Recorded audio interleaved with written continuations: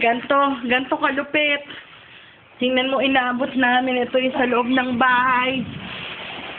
Yan, yung sa labas yan. Diyos ko po. Inano po kami.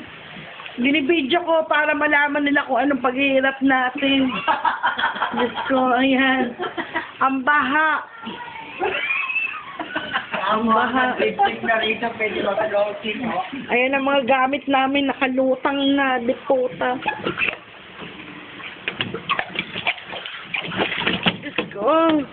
Ayan. Para malaman nyo kung saan ang baha. Ayan. Mga gamit namin nakalutang.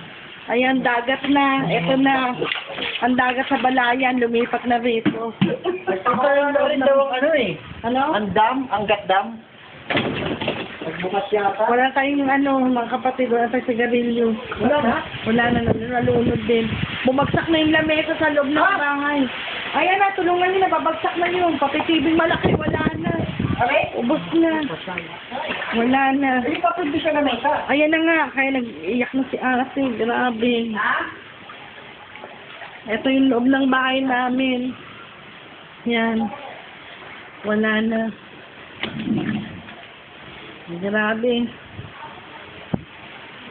Ayan o. Yung mga gamit natin, sira. Para malaman na yung swimming pool. Ayan. Ito. Sa yung bahay. Ayan. Pati aircon na. Wala na. Sira-sira na.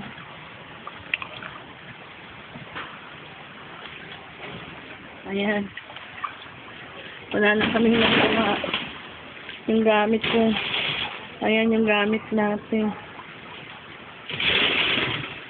Ayan. Ito po. Yung swimming pool. Wala nang swimming pool. Bagsak na. Ayan. Ito yung swimming pool. Ayan. Pantay na sa baha. Ito yung frigidaire.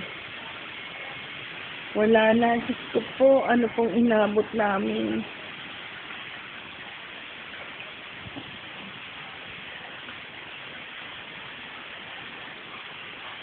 Wala na. Wala na po. Wala na po.